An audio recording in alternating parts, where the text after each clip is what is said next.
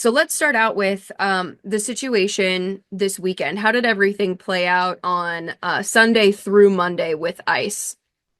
Yeah, Sunday, I wasn't here. I was in San Antonio, and I got a call from one of my jailers, supervisor, saying that some people from ICE wanted to go in and talk to some of those inmates that I have here. And they said no, because the sheriff's not here. You need to come Monday morning. He'll be here Monday. And they didn't go, they were not allowed to come in. So then Monday, when I came, I called one of the supervisors from ICE that I wanted to have a meeting with him. And I ended up having a meeting with him on Tuesday at 3 o'clock in the afternoon. And all I wanted to know is that what is the operation about? Or what I have not had anybody from ICE in my office explaining the procedures and it's like that. And he was very nice and everything. He told me that even they or even getting all this thing just like this all of a sudden, and they're trying to figure it out too themselves. I said, yeah, no problem.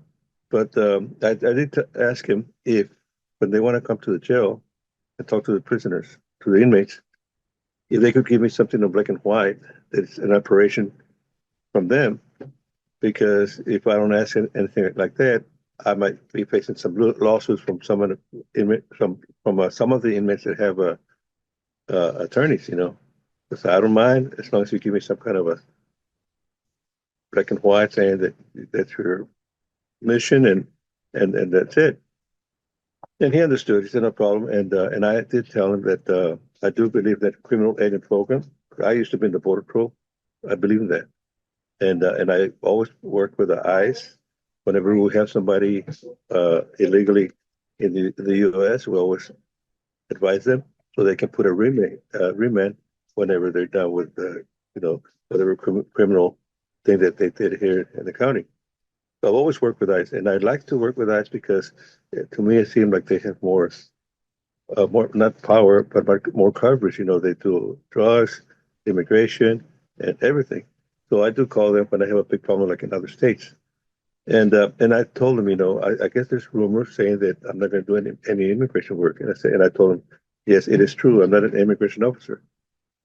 I was elected by the community of Maverick, and my main thing is security, and that's what I want to do for you guys. If you need some kind of backup, if you're going to go to a certain house, we'd be glad to give you backup. We'll send a unit or two, and we're going to back up, make sure that you don't get hurt, or nobody's going to get hurt. Of course, we're going to be working with eyes in reference to backups and so forth. When I say no, we work with all the agencies. As a matter of fact, I have one deputy. One of my deputies working with ICE. He's been there for about maybe more than 2 years, working undercover. And so all these rumors that they saying that I'm not going to be working the immigration work, which is fine because I'm not going to do immigration work. I want to be working as a backup security, make sure nobody gets hurt. And if we have to go in and arrest somebody, we're going to do it. When we were work the highways, we stopped vehicles on suspicion or whatever probable cause of something, maybe with drugs, whatever. And if we see immigrants, illegal immigrants, we call the border patrol or the state DPS to pick them up. If we're working here in the county, the colonias, they're close to the river, and we see immigrants in the house, yes. Somebody called that the suspected people are in a house and not supposed to be there. We do bring them out, and we call DPS and so forth. We work with all the agencies, and we want to work with all the agencies. We want to make sure that all those officers are going to be safe from harm. The DPS, ICE, and so forth. We got to work together. And so I explained all this to the supervisor from ICE, and we're going to work with them. Of course, we're not going to be knocking on doors. The deputies knocking on doors, asking to see if there's immigrants illegally there. That we're going to be working with ICE. They're going to knock on doors, and we're going to be there behind them. What are some of the I guess, limitations that your office and other sheriff's offices might face in this process in terms of resources? Like, how many deputies do you have available for this, Yeah, and what kind of time do you have available for this? that's what I explained to them, I mean, to this gentleman, this agent, saying that, if you need to go to a house and check one of those houses, give us at least 2 days notice. And I only have like per shift in my county, we have like 4 to 3 deputies working the whole shift. So if they're asking for 4 deputies, I won't have anything for security, you know. And I have reserve deputies that I can ask them to help us out with at advance of a time.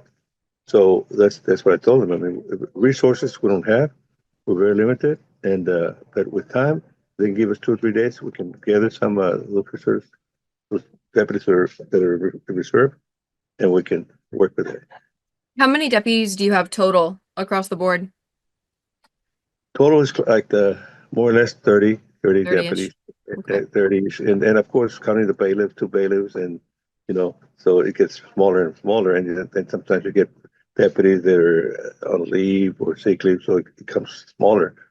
So usually, if you speak to sheriffs, they're like me, they always have less resources, and we have a big county as opposed to the city. The city, they always come up with, like, I think Eagle Pass Police Department, they have like 70 something officers, and it's on Eagle Pass.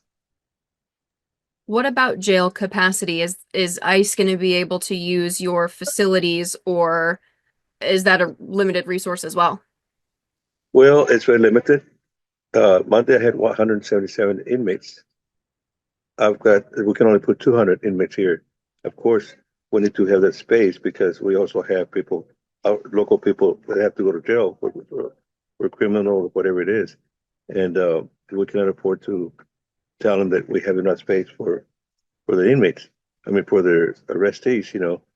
Of course, we make exceptions if it's 1 or 2 that they're going to pick them up the next day. Yes, we can do that. But we cannot put in like 20 or 30 people arrested here in this jail. They're going to have to go somewhere else. So, in helping ICE, is that something that your county can be reimbursed for? Yeah, they're going to have to be we have to get reimbursed. Usually, when we work, like for example, when we work with the boat relations on stone operations, we have deputies working overtime, but the county pays them, and then we can reimburse. But now, with my new budget, I don't have any money for that. I don't have the line item, no money for overtime. So, and that's why we told the agent that I don't know how we're going to do it because if I have 2 deputies working with them on overtime, we don't have that line item to cover right away to pay the deputy. So I'm hoping that we can work something with them to see if they can pay him right away. I don't know how, but my new judge took away that overtime money on my budget. So I don't have that to say that you can work my deputy's 2 hours right now. I mean, overtime right now to pay with county money, then the county will get reimbursed. We don't have that anymore. So, how does that work then? Do the deputies just cut off at their end time, no overtime, if Well, that line item's gone?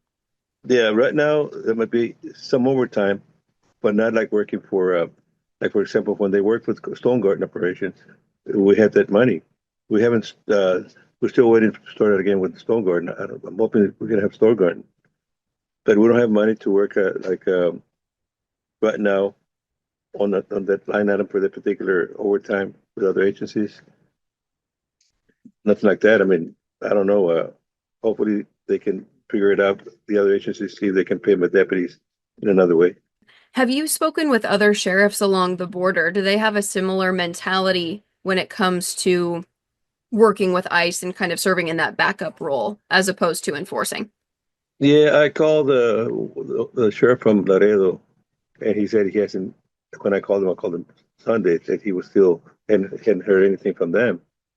I didn't call back later, but I know that I heard just for today that I think it was Kinney County. I'm not very sure, close to this county. That they let Sundays they let uh, the agents to go into the jail. And I don't mind if they go in. I just want something to prove that it's not my operation. You know, I don't want to get in lawsuits and then having the county to pay millions of dollars back to the person. Right. Is there anything else you think is important for people to know as we continue this conversation about ICE and detainers, deportations? Yeah, like I said, I'm pro for the criminal alien program because we do have people that are criminals. There's some people that are here that I wish they could go back and be deported. You know, they have to be deported, and some people stay here. And I've been complaining of certain individuals there that they needed to be deported. Somehow it wasn't done, and this is an opportunity for us, the sheriff, to deport all these criminals that are here that are here with some kind of a permit, and they still haven't been deported. But I think with this new program, they're going to be gone pretty soon because I've been giving names of those individuals to an agent that I know very well, and I work with him with mice, so maybe they can deport these people.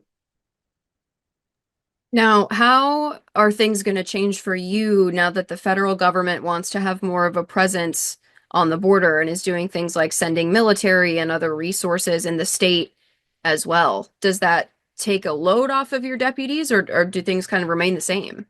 Well, no, it's going to be remain the same because we're still going to be having the criminal element around in the county. And I still see that there's some aliens coming through here, through Rio Grande, hiding and so forth. We're still going to be busy. That's going to change. The military usually are over there in there. Let's see, I don't understand if they're going to have permission from the ranchers to be there, the family. I mean, it all depends on the owners of the ranches to give permission for soldiers to be in their property. I don't know how it's going to work, but I still see that the aliens, because they're not all from Mexico. They're talking about Venezuela, Guatemala. You know, they're from other countries, not only Mexico. As a matter of fact, if you look at the numbers of the apprehensions, there's more from other countries than Mexico. That Mexico is a small percentage of immigrants coming through here from Mexico. So I'm seeing that the criminals from other countries are going to go through here, and we're still going to be busy.